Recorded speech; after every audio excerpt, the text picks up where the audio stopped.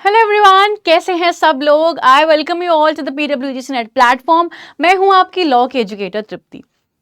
तो जैसे जैसे हमारा जून का एग्जामिनेशन जो है वो नज़दीक आ रहा है, मुझे पता है कि अब आप लोगों के दिल की धड़कनें वो भी तेज़ हो रही होंगी, क्योंकि एग्जाम नज़दीक आता है ना, फिर जब वो सिलेबस कंप्लीट नहीं होता फिर हमें लगता है कि अब हमें कुछ ऐसी इंपॉर्टेंट चीज़ें जो एग्जाम के बारे में पता चल जाएं, जिससे हम उस एग्ज़ाम को उसकी नीड्स के अकॉर्डिंग ही केटर करें।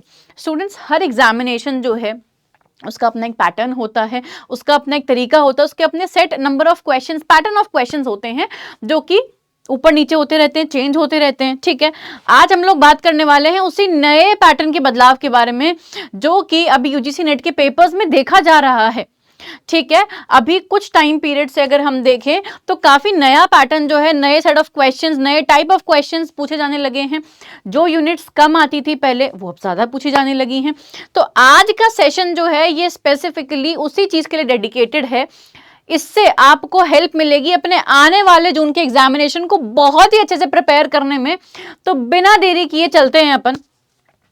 अब जब भी स्टूडेंट्स हम बात करते हैं कि भाई जून के एग्जामिनेशन की या किसी भी एग्जामिनेशन की, हमारे लिए ये जानना सबसे पहले बहुत ज़रूरी होता है। स्टूडेंट्स, जो बच्चे अभी तक भी वाकिफ नहीं हैं, और या फिर वो बच्चे जो ये वीडियो देख रहे हैं जिन्होंने अभी तक अपनी तैयारी शुरू नहीं करी है और आप अभी सोच रहे हैं कि क्या हमें करनी चाहिए या नहीं करनी चाहिए, तो आप लोगों के लिए भी हेल्पफुल होगा, है ना। हमें पता रखना है, हमें ध्यान रखना है कि हमारा सिलेबस जो है वो क्या होता है ना।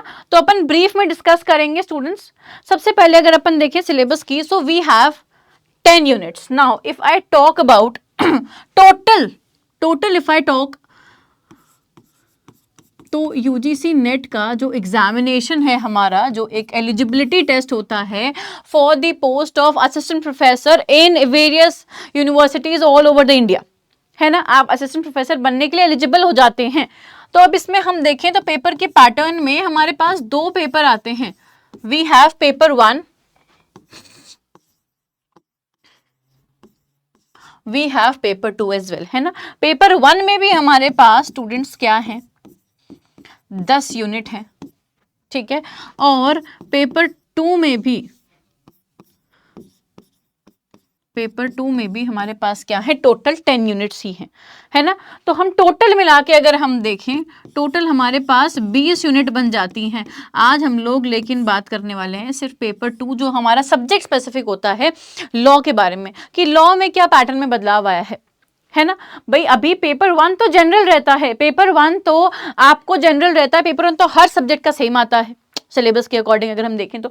लेकिन पेपर 2 तो हम उसके अकॉर्डिंग, अब लॉ के अकॉर्डिंग ही देखें हम लोग तो भाई, है ना। हम लोग तो लॉ के बारे में बात करेंगे, हम लॉ के स्टूडेंट्स हैं, लॉ की फैकल्टी हूँ। चलिए अब यहाँ पे देखते हैं सबसे पहले तो लॉ का सिलेबस। सबसे पहले हमारे पास बोरिंग यूनिट बच्चों के अकॉर्डिंग जूरिस्प्रूडेंस है। यहाँ पे मैंने सिर्फ यूनिट्स लिखी हैं, सब यूनिट्स मैंने भी यहाँ पे नहीं लिखी है। मैं आपको फिर भी थोड़ी थोड़ी बता देती हूँ कि क्या क्या आता है। जैसे जूरिस में जैसे हमारे पास स्कूल्स आती हैं, nature and sources of law आते हैं, rights and duties, corporate personality, हमारी हॉफील्ड की थ्योरी आ जाती है यहाँ पे। ठीक है, मॉडर्निज्म, पोस्ट मॉडर्निज्म कॉन्सेप्ट आता है, पोजेशन, ओनरशिप। ठीक है, फिर हम कॉन्स्टिट्यूशनल एंड एडमिनिस्ट्रेटिव लॉ की बात करते हैं, fundamental rights, duties, preamble, union, state, हमारा लेजिस्लेचर, एग्जीक्यूटिव, जुडिशरी, यूनियन में, स्टेट में भी लेजिस्लेचर, एग्जीक्यूटिव, जुडिशरी चीज़ें पूछी जाती हैं, अमेंडमेंट, इलेक्शन कमीशन। ठीक है, हमारे इमरजेंसी के प्रोविजंस। फिर आता है एडमिनिस्ट्रेटिव लॉ, उसमें हमारे rule of law, delegated legislation, nature and scope of administrative law, ये सारी चीज़ें पूछी जाती हैं। 2 यूनिट्स कंप्लीट। फिर आता है PIL, public international law and international humanitarian law, ये 7 जो है 3rd यूनिट में लिखे जाते हैं। पब्लिक इंटरनेशनल लॉ में हम बात करें, सोर्सेज, नेचर, थ्योरीज आ गई इसमें, extradition, nationality, asylum, UNO, its organs, WTO, structure, ये सब आता है। चैलेंजेस, कन्वेंशंस, प्रोटोकॉल्स आ गए हमारे इंटरनेशनल ह्यूमैनिटेरियन लॉ में। फिर आते हैं लॉ ऑफ क्राइम्स।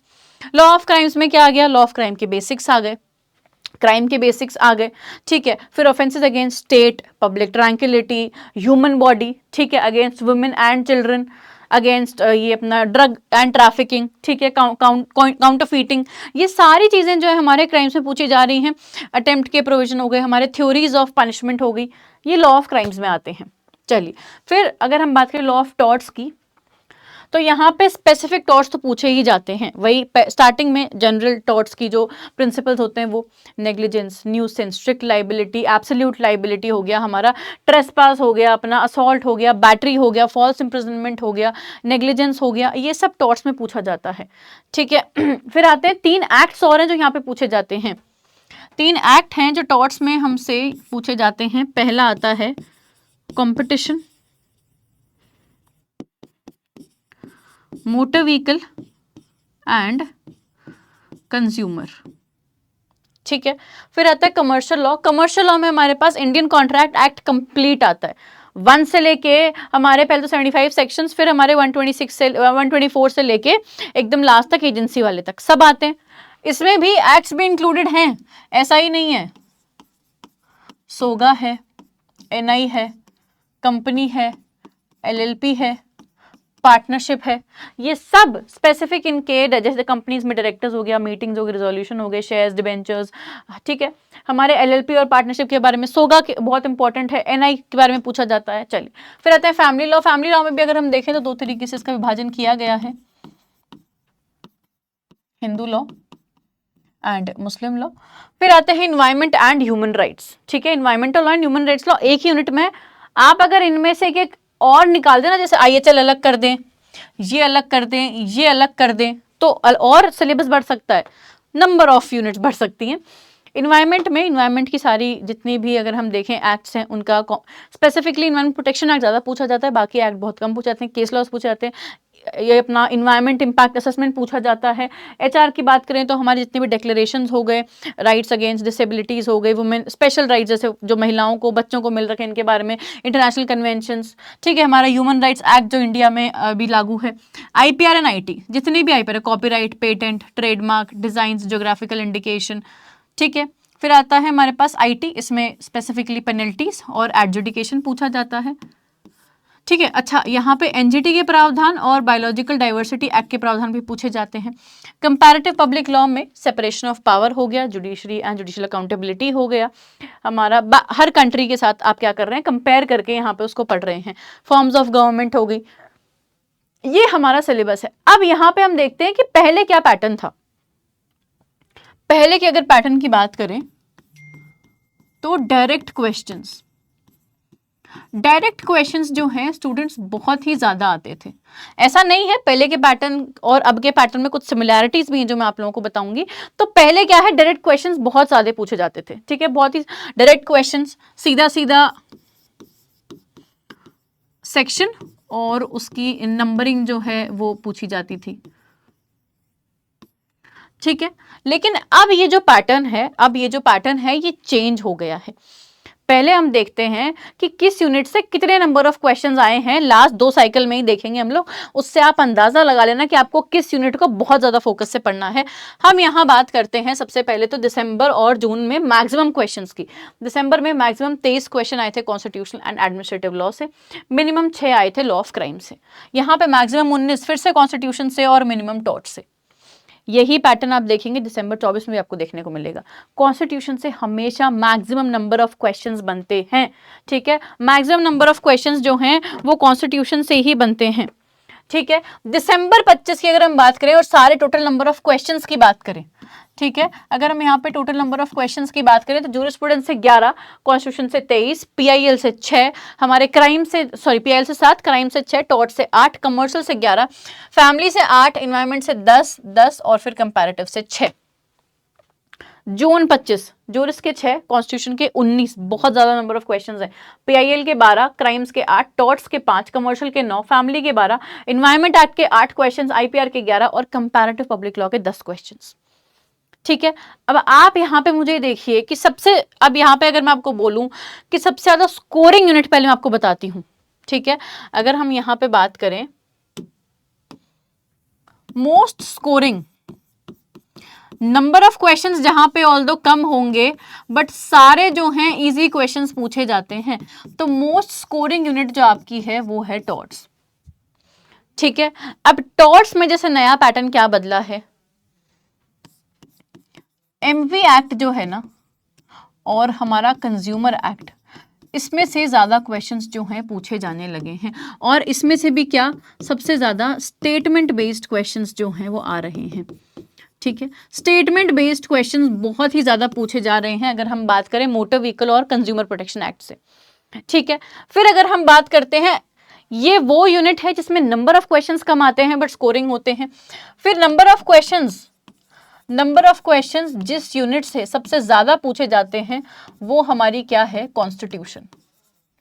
वो हमारी क्या है, कॉन्स्टिट्यूशन। अब कॉन्स्टिट्यूशन में भी अगर हम बात करें स्पेसिफिकली डेलीगेटेड लेजिस्लेशन हो गया, रूल ऑफ लॉ हो गया, एडमिनिस्ट्रेटिव लॉ हो गया, उसमें से बहुत सारे असर्शन रीजन क्वेश्चंस पूछे जाते हैं। आप इस बार दिसंबर वाला पेपर देखेंगे, भर भर के आपको असर्शन रीजन देखने को मिला है।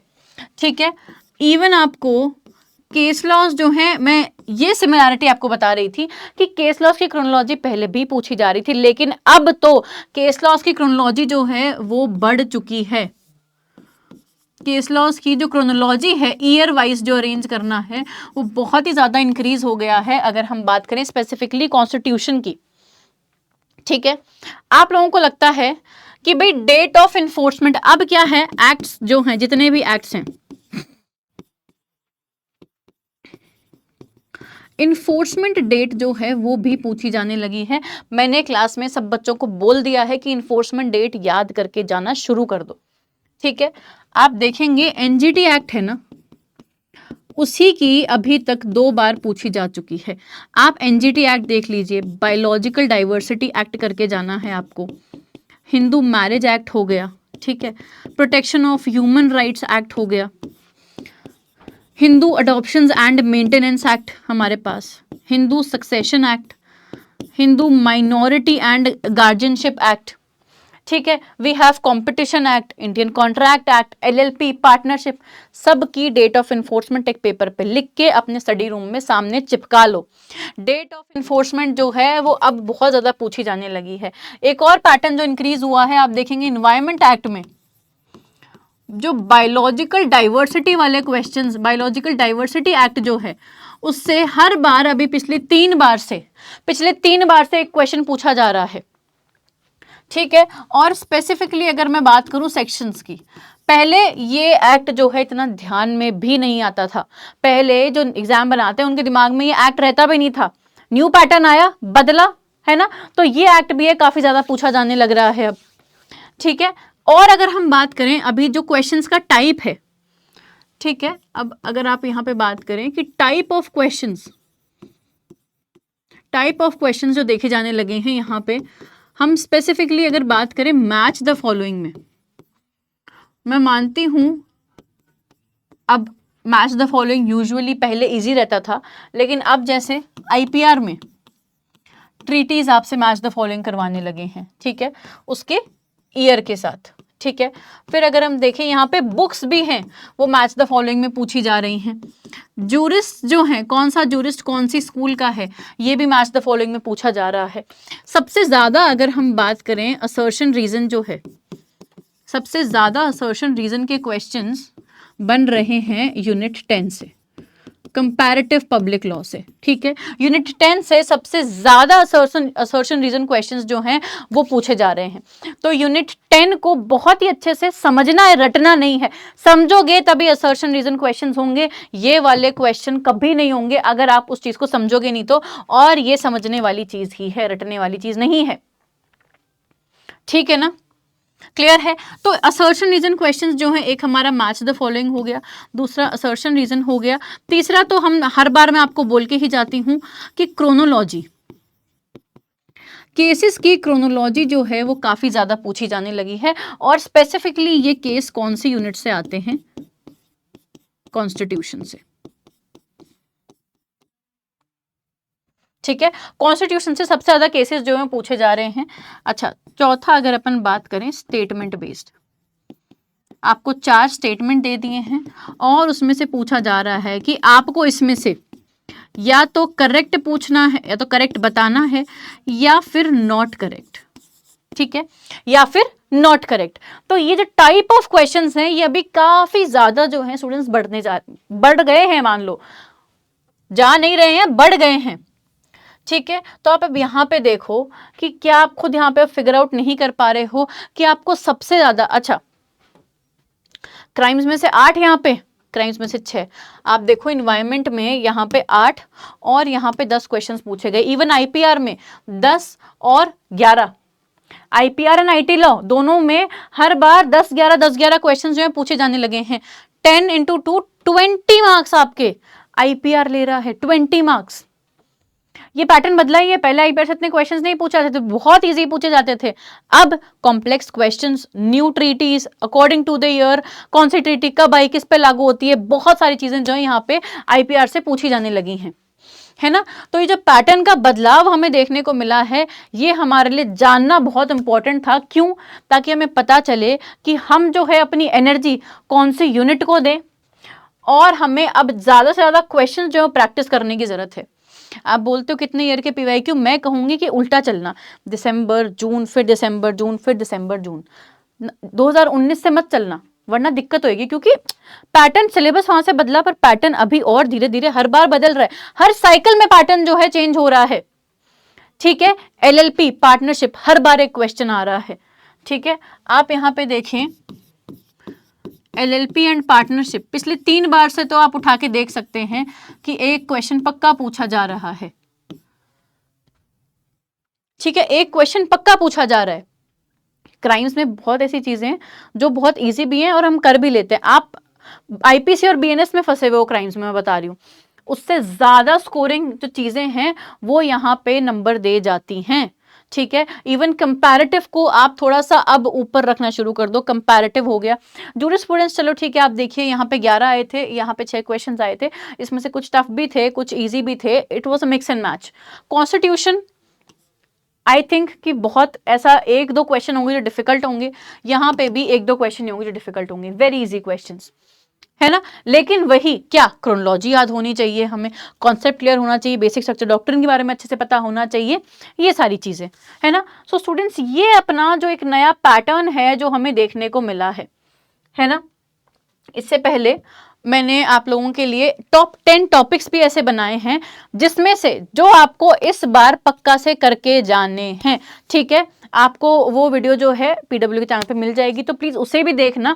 आपको वो 10 टॉपिक टिप्स पे होने चाहिए। सबसे पहले अगर किसी का सिलेबस अभी कंप्लीट हो चुका है या किसी को स्टार्ट करना है और उसको यूनिट बाय यूनिट नहीं चलना है, तो ये 10 टॉपिक्स है, ये 10 यूनिट्स, सब यूनिट्स छोटे छोटे अगर आप कर लोगे ना, तो आपको लगेगा कि आपने कम से कम भी 10 से 10 क्वेश्चन तो जो है पक्का कर लिए हैं, है ना। 20 मार्क्स भी बहुत होते हैं, 20 मार्क्स भी स्टार्टिंग में एक बार पढ़ के इकट्ठे करना बहुत बड़ी बात होती है ना स्टूडेंट्स। ऐसे ही बहुत सारी और अपडेट्स के लिए और इंपॉर्टेंट इन्फॉर्मेशन के लिए, पीएचडी के रिगार्डिंग नोटिफिकेशंस के लिए, असिस्टेंट प्रोफेसर वैकेंसीज के लिए आप ये टेलीग्राम चैनल है ये ज्वाइन कर लीजिए, तृप्ति ढाका मैम _PW। इस पे सारी लेटेस्ट इन्फॉर्मेशन और हमारी वाईटी क्लासेस का जो नोटिफिकेशन है वो भी यहीं पे आता है ना। हम न्यू पैटर्न के अकॉर्डिंग फिलहाल जो भी हमारी क्लासेस चल रही हैं वो चल रही है। दिसंबर 25 का पेपर सोल्यूशन में करवा रही हूँ, आपको प्लेलिस्ट जो है इस वीडियो के लिंक में मिल जाएगी।